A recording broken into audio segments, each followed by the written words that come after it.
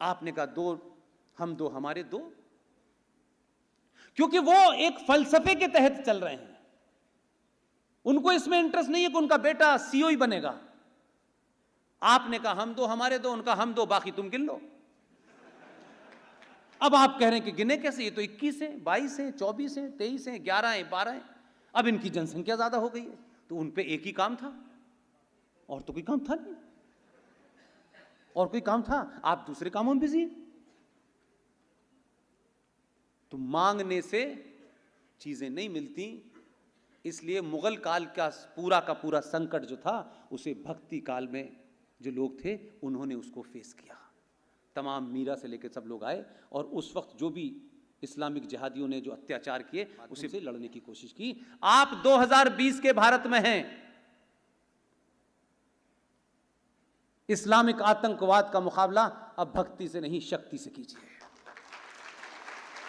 कोई दुनिया की कोई ताकत आपको नहीं रोक रही है। पूरा यूरोप, पूरी दुनिया आपकी तरफ देख रही है, और बार बार ये कह रहे हैं कि अगर इस्लामिक आतंकवाद का कोई दुनिया में मुकाबला कर सकता है, उस देश का नाम है भारत।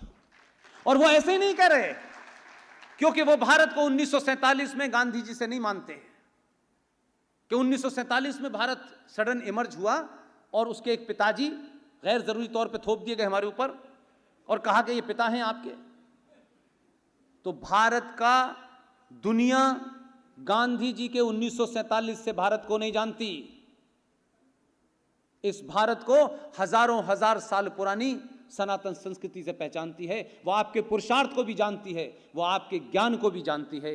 वो इसीलिए बार बार आपसे कहती है कि आप ही मुकाबला कर सकते हैं। इसलिए आपको थोड़ा सा समझ में आया। आपने कहा अच्छा एक भेज के देखते हैं 2014 में।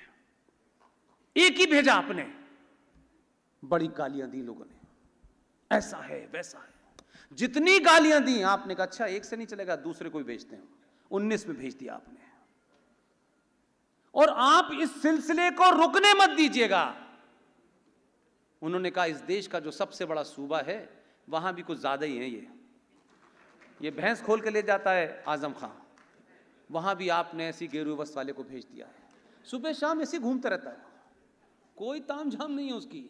और मुझे उस शख्स का एक ही स्टेटमेंट अच्छा लगता है, जब उससे पत्रकारों ने पूछा कि आप मुख्यमंत्री बन गए, आपको कैसा लग रहा है?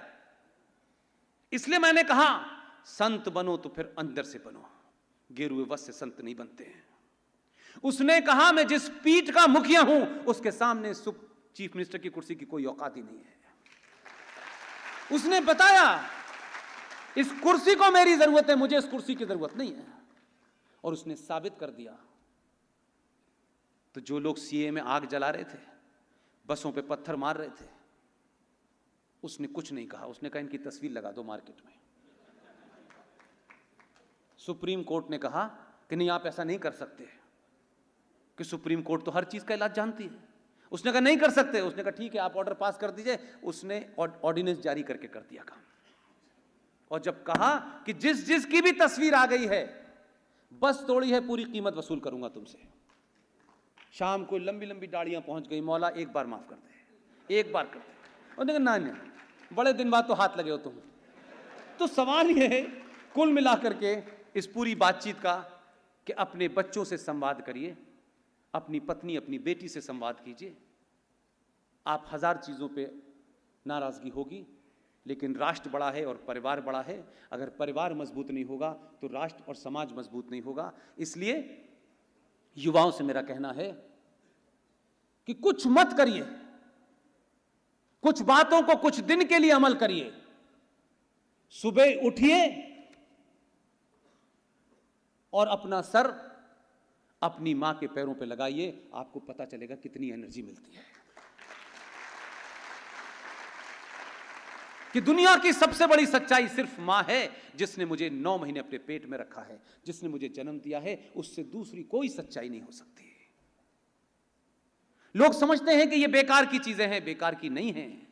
पैर छूना, झुकना और पैरों को टच करना, ये सब शुद्ध साइंस है मेरे भाई। आपने पढ़ा नहीं, आपको ऐसा लगने लगा ये कोई ढकोसला है, ऐसा नहीं है। इसलिए गंगा मां हमारी मां है, उसको पॉल्यूशन से फ्री रखना हमारी जिम्मेदारी है, पर्यावरण को रखना जिम्मेदारी है। लेकिन जो पर्यावरण को साफ रखने की बात हो रही है, उन्होंने कहा स्वच्छता अभियान, आपने समझ लिया कि सड़कों के कूड़े की बात कर रहा है। अरे उसके लिए तो लोग हैं। ये जो सड़कों पे चल रहे हैं, इसको पता करना है ये क्या लेके चल रहे हैं। इस गंदगी को साफ करना है। इसलिए जय श्री राम का नारा आप लगाएं, मुझे कोई उसमें आपत्ति नहीं है। जय श्री राम, भगवान राम, मर्यादा पुरुषोत्तम राम हम सबके आराध्य भगवान हैं। लेकिन भगवान का जो काम होना था, जहां उनका भव्य मंदिर बनना था, आपने उसकी तरफ कदम बढ़ा दिए हैं। अब बनने बनाने का काम चल रहा है, उससे आगे बढ़ जाइए। आज के बाद मेरी ख्वाहिश है, मेरी चाहत है, आप तय करें। मैं अभी बनारस से लौटा हूं। आप जानते नहीं हैं कि मैं कोई बहुत, जानते हैं मेरी बैकग्राउंड ऐसी है कि मैं बहुत ज्यादा पूजा और इसके बारे में मेरा ज्ञान नहीं है। मैं फिर कहता हूं कि जो भी कुछ मुझसे बुलवाया जा रहा है वो कौन सी शक्ति है, क्यों आप मुझे सुनते हैं, क्यों आप मुझे सुनने आए हैं, मैं नहीं जानता। मैं जब अभी काशी गया था तो सब कुछ के बावजूद भी मैं उस नंदी के सामने 5 मिनट तक खड़ा रहा। आप उस नंदी की आंखों में अगर एक सच में भक्त हैं तो उसकी आंखों में देखिए कि नंदी की आंखों से ऐसा लगता है कि जो नंदी भगवान विश्वनाथ के सामने बैठ करके उन्हें देखता था, उसके सामने किसी ने कचरे का ढेर लाके रख दिया है। और जब तक नंदी के सामने बाबा विश्वनाथ की मूर्ति नहीं आएगी, आप कितनी पूजा कर लीजिए, उसका फल नहीं मिलने वाला। वो सोचता है अपने भक्तों पे, इतनी बड़ी तादाद में हूं तब भी उसके नंदी को हटा करके वहां क्या आपने मंदिर नुमाई, मस्जिद नुमाई कचरा बना दिया है, उसको भी वैसे ही हटाइए जिसे आपने 6 दिसंबर को हटाया था। इसके अलावा कोई रास्ता नहीं है। चिंता मत कीजिएगा, आपको एक्सपीरियंस हो गया। जीवन चलता रहता है। समाज को राष्ट्र बनाना होता है और सरकार को देश चलाना होता है।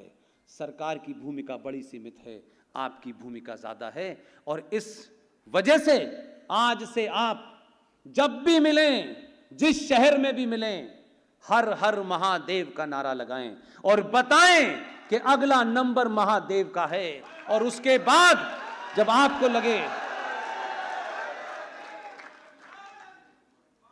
उत्तर प्रदेश में एक साहब के नाम के आगे लिखा है मुलायम सिंह यादव। उनसे मुझे कोई शिकायत नहीं है, वो भी हमारे भाई हैं। लेकिन मैं ये कहता हूं कि जो लोग जाति पे बड़ा घमंड करते हैं, करना चाहिए। जाति घमंड की चीज है, लेकिन घमंड भी सही तरीके का कीजिए। अगर आप ब्राह्मण हैं तो शास्त्रों की खोज कीजिए, गए कहां, कहां है शास्त्र? हर ब्राह्मण से पूछना चाहता हूं मैं। क्षत्रियों से पूछता है कहां तुम्हारी तलवार, कायस्थों से पूछता हूं कहां जो तुम्हारी पढ़ने लिखने की कलम दवात थी, कहां चली गई? और यादवों से पूछना चाहता हूं कि कैसे कृष्ण जन्म भूमि में ईदगाह पैदा हो गया। तुम्हारी भैंस जो तुम्हारे पास थी वो आजम खां के पास चली गई है। हर लोग अपना अपना काम करेंगे तो सनातन वापस लौट आएगा। इसलिए जाति कोई बुरी चीज नहीं है। जाति के नाम पर आप किसी का भी एक्सप्लॉयटेशन करें वो गलत है। जाति का दम आपको किसी पे अत्याचार करने का अधिकार नहीं देता। इसलिए मां के पेट से कोई ब्राह्मण पैदा नहीं होता, कोई दलित पैदा नहीं होता, अपने कर्मों से होता है। इस कर्म प्रधान देश को आपने छोटी छोटी जातियों में बांटा। और जब भी मैं बात करता हूं तो हिंदू कहते हैं देखिए साहब हम जातियों में बंटे नहीं। इंजीनियर इंजीनियर का काम कर रहा है, पत्रकार पत्रकार का काम कर रहा है, डॉक्टर डॉक्टर का काम कर रहा है। अब कुछ सालों के बाद आप कहें कि ये भी जातियों में बंटा था। ये जातियों में नहीं था, ये आपकी कमजोर मानसिकता के कारण ऐसा हो गया। अपनी रूट पे जितनी तेजी से लौटेंगे, ये वापस खजूर खाने रेगिस्तान चले जाएंगे। आप कमजोर हैं, जरूरत से ज्यादा डरपोक हैं। इसलिए डरे हुए लोग जिन्होंने तलवार के सामने शलवार पहनी थी वो आपको डरा रहे हैं। आपने उनसे नहीं पूछा कि औरंगजेब नहीं डरा पाया, बाबर नहीं डरा पाया हमें, हमारे पुरखे जब नहीं डरे तो तुम अब हमें क्या डरा रहे हो यार? ये पूछा नहीं आपने। आप उनके नैरेटिव में लगे हुए हैं। इसलिए सारे मजहब बराबर नहीं हैं। मजहब और धर्म में इतना ही फर्क है, मजहब की कोई किताब होती है, किताब कभी लिखी जाती है, उसका कोई पैगंबर होता है, मजहब के पैदा होने की भी डेट होती है, पैगंबर की भी पैदा होने की डेट होती है। बाइबल भी कभी लिखी गई थी, कुरान भी कभी लिखा गया था। हिंदुओं की न कोई डेट है, न हिंदू सनातन पैदा हुआ है, और जो पैदा नहीं होता वो मरता नहीं है, और जो पैदा होता है वही मरता है, उसका समय आता है। इसलिए आप एक मुहिम और चलाएं, क्योंकि आपके शहर में उनके वारिस जिंदा हैं। मैं कोशिश करूंगा उनसे मुलाकात हो मेरी, कि आप सिर्फ एक छोटी सी बात कहिए, और ये सिर्फ मैं इसलिए कहता हूं कि आप एक कुछ घटनाएं होती हैं जिसे आप हल्के से भी करेंगे ना, तो धीरे धीरे धीरे धीरे उसका जो रियल मतलब होता है वो पब्लिक में आ जाता है। ये 22 तस्वीरों की बात जो मैंने संविधान में की है, ये इसलिए नहीं की है कि उससे कुछ बदलाव हो जाएगा। अगर यही संविधान 1950 में, जिसमें भगवान राम, लक्ष्मण और सीता जी की तस्वीर है, जिसमें सुभाष की तस्वीर है, जिसमें छत्रपति शिवाजी की तस्वीर है, महावीर की तस्वीर है, कृष्ण जी की तस्वीर है, अगर ये तस्वीर संविधान में छपी होती तो जज साहब ये न कहते कि राम काल्पनिक हैं, क्योंकि उसी की शपथ लेते। इसलिए आने वाली जनरेशनों के लिए आप इस मुहिम को चलाएं। मुझे पता चला है कि जिनका कंट्रीब्यूशन है आपके ज़िले का, संविधान में 2 तस्वीरें उन्होंने बनाई हैं, वो उन्हीं के नाम से उसमें दर्ज हैं। आप सिर्फ उनसे कहिए, आप ही के इत्तेफाक से राज्य के कल्चर मिनिस्टर हैं जिनके अंडर में ये चीज़ आती है। भारत सरकार के पास ओरिजिनल कॉपी है और उसकी रेप्लिका वो छपवाती रहती है। उसकी एक रेप्लिका ओरिजिनल कॉपी की मेरे पास है, लेकिन आपके यहाँ 2 महानुभाव ऐसे हैं जो उनके परिवार में है। आप सिर्फ ये कहिए अपने कल्चर मिनिस्टर से कि इस कॉपी की, ओरिजिनल कॉपी की ओरिजिनल रेप्लिका बनाएं, अगर 10,000 की भी होगी तो हम खरीदेंगे, और इसको घर घर दिखाएं कि हम कहां से चले थे, कहां आ गए। आप महान थे, आपको बौना बना दिया गया, बौना एहसास कराया गया, क्योंकि उन्हें सत्ता पे बने रहना था। आपने मेरी बातचीत सुनी, इतनी बड़ी तादाद में आए। मैं सिर्फ एक बार फिर यही आपसे कहूंगा कि आप जब यहां से निकलें तो ये किसी नेता वेता का भाषण नहीं है, ना हम इसे भाषण कहते हैं। मेरा ईमेल एड्रेस है pushpendra01@gmail.com। ये मैं इसलिए देता हूं कि मेरी किसी कही हुई बात पे आज की युवा पीढ़ी यहां बैठी हो, उनके मन में कोई किसी किस्म की शंका, कोई रेफरेंस, कोई डेट, कोई टाइमिंग, कोई शब्द ऐसा निकला हो जिसे लगता हो कि ये गलत बोला है, आप पूरी ईमानदारी के साथ मुझे लिखिए। मैं रात भर दिन भर इसी काम को करता हूं और कोई काम नहीं करता।